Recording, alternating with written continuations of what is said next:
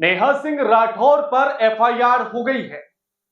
देशद्रोही काम कर रही हैं। उनके वीडियो को पाकिस्तान के एक्स हैंडल से भी पोस्ट किया जा रहा है। नमस्कार, मैं आपके साथ के किरण न्यूज संवाद देख रहे हैं। देश की सरकारों ने बड़ा संघर्ष करके शारीरिक विकलांगता को इस देश से भगाया है।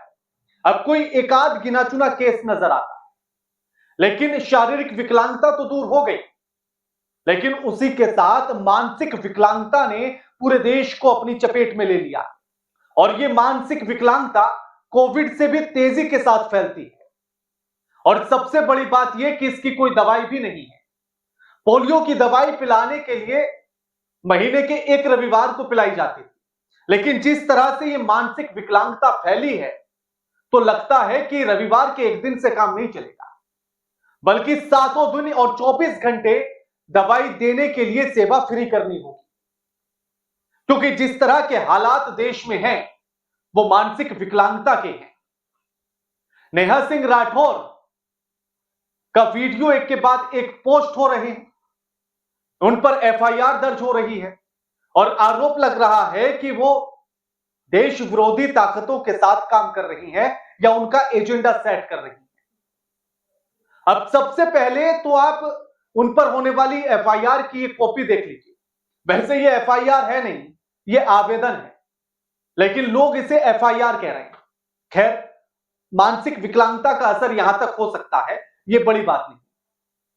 लेकिन अब ऐसे में एक सवाल यह कि जिस पाकिस्तान एक्स हैंडल से उनका वीडियो पोस्ट किया गया और जिसको लेकर यह कहा जा रहा है कि यह तो पाकिस्तान के लिए काम कर रही है, अब पाकिस्तान अगर किसी का भी वीडियो उठाकर अपने एक्स हैंडल पर पोस्ट कर देगा तो इसमें यह बात कहां से साबित होती है कि वो पाकिस्तान के लिए काम कर रहा है।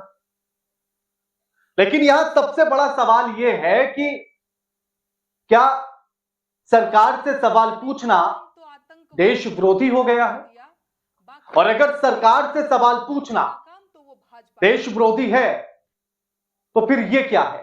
आप में सामर्थ्य है तो मुझे जवाब दीजिए।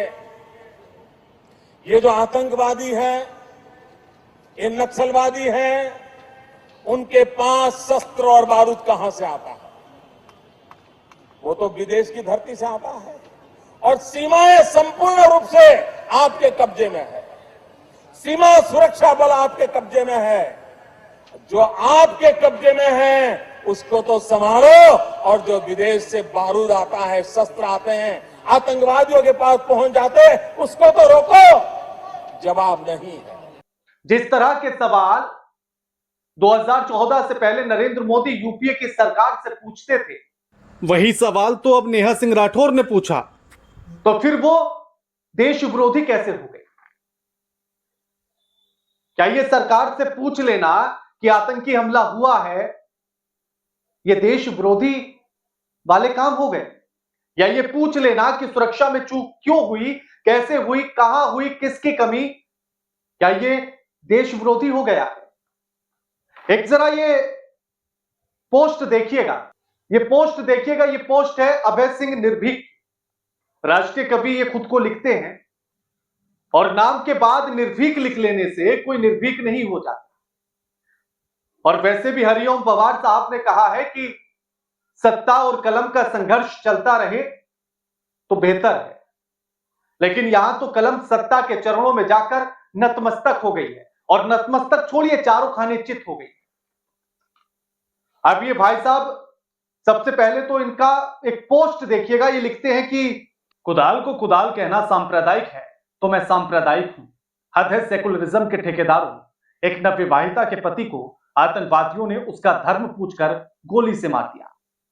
अपने सामने सुहाग को मरता देख एक महिला चीख चीख कर बता रही है कि मेरे सामने मेरे पति से धर्म पूछकर उसकी जान ली गई। एक मासूम बच्चा बोल रहा है कि मेरे दादा की पैंट खोलकर चेक किया गया और उसके बाद उनकी जान दे दी। एक बच्चा जिसने अपने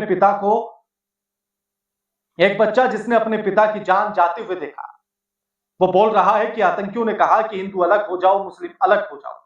इसके बाद हिंदू पुरुषों को मार दिया गया। आतंकवादियों के धर्म का इसके बाद भी कोई और प्रमाण चाहिए? ये बच्चे और अपने सामने अपना सुहाग खोने वाली वो महिला बीजेपी के एजेंट नहीं है जो देश में बीजेपी के लिए हिंदुत्व का एजेंडा सेट करे। हद हो गई है। हम सेकुलरिज्म के चक्कर में खुद को हिंदू भी कहना छोड़ दें।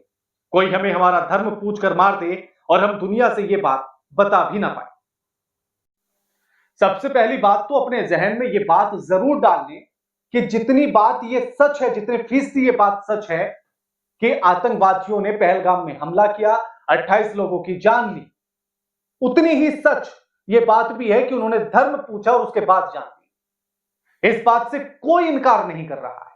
लेकिन सवाल यह है कि जिस जगह पर आकर आतंकियों ने हमला किया वो जगह पाकिस्तान की सीमा से 200 किलोमीटर अंदर की तरफ है। तो अब सवाल यह है कि आखिर पाकिस्तान की सीमा से वो आतंकी हिंदुस्तान के भीतर तक 200 किलोमीटर कैसे आ गए?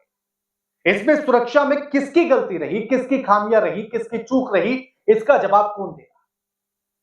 और निर्भीक साहब, अगर यह सवाल आप भी सत्ता की आंखों में आंखें डालकर पूछ लेते तो निर्भीक लगते। लेकिन सोचिए कि एक तो मैं पोस्ट पढ़ रहा था तो उस पर पोस्ट में लिखा हुआ था कि सब केंद्र से सवाल कर रहे हैं, कोई कश्मीर के मुख्यमंत्री से भी कर लो, क्या उसकी कोई जिम्मेदारी नहीं? लेकिन इनको कौन बताए कि भैया जम्मू कश्मीर एक केंद्र शासित राज्य है जिसमें सुरक्षा की पूरी जिम्मेदारी केंद्र सरकार के हिस्से में है। यानी कि बात तो ऐसी करते हैं और तर्क ऐसे देते हैं कि घर में अगर दूध में पानी मिलकर आए तो सवाल सब्जी वाले से किया जाए कि तुम हमारे घर में सब्जी देते हो तो बताओ हमारे घर में दूध में पानी मिलकर क्यों आता है। ऐसे ही कुतर्क करते हैं ये लोग। अब यही सवाल तो नेहा सिंह राठौर ने पूछा कि भैया सुरक्षा में चूक कहां हुई? धर्म वाली बात पर तो कुछ बोला ही नहीं गया। सवाल सिर्फ यह है कि भैया धर्म के नाम पर उलझाया जा रहा है और सुरक्षा वाली बात के सवाल को दबाया जा रहा है। आखिर कैसे पाकिस्तान के वो आतंकी 200 किलोमीटर भीतर तक भारत में घुसकर आ गए? आखिर वहां सुरक्षा क्यों नहीं थी? और जिस बच्चे का जिक्र ये कर रहे हैं कि उसने बताया कि आतंकवादियों ने कहा कि हिंदू अलग हो जाओ और मुस्लिम अलग हो जाओ, तो उसी मासूम बच्चे का वो सवाल भी इन्हें याद होना चाहिए था। जब उससे सरकार के बारे में पूछा गया तो उसने कहा कि सरकार तो गई, उसे कुछ नहीं पता लग रहा था कि आतंकवादी इतना बड़ा हमला हो गया और सरकार सो रही। बेटा सरकार से कुछ कहना चाहेंगे? सिक्योरिटी लैप्स वहां पर हुआ तो उसके लिए कहेंगे आप? सरकार तो गई हुई है, मतलब इतना बड़ा आतंकवादी का हमला हुआ, उनके कुछ पता ही नहीं है। जब उसने ये सवाल उठाया कि पहलगाम की उस बैसरन घाटी पर आखिर क्यों सुरक्षा गार्ड नहीं थे, क्यों सुरक्षा कर्मी नहीं? कुछ भी है, मतलब चाहता हूँ कि पहलगाम के ऊपर आर्मी रखो, 2-3 रखो पर रखो। क्या उस मासूम बच्चे के उन सवालों को भी ये निर्भीक साहब उठाने के हिम्मत दिखा सकते हैं? और अब नेहा सिंह राठौर पर एफआईआर की गई है। एक तो लोनी के विधायक बीजेपी के नंद कुमार गुर्जर ने एफआईआर की है और कहा है कि ये देश विरोधी ताकतों के साथ काम कर रही है।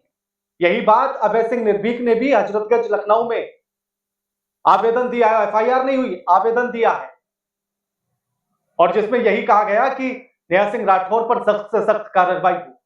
ये देश विरोधी ताकतों के साथ काम कर रही है, उनके लिए काम कर रही है। अब अगर नेहा सिंह राठौर का सरकार से सवाल पूछना देश विरोधी है तो फिर कार्रवाई इन पर भी होनी चाहिए, क्योंकि 2014 से पहले नरेंद्र मोदी भी आतंकवादी घटनाओं पर सरकार से ऐसे ही सवाल करते थे।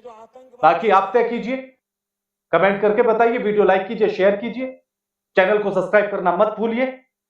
नमस्कार।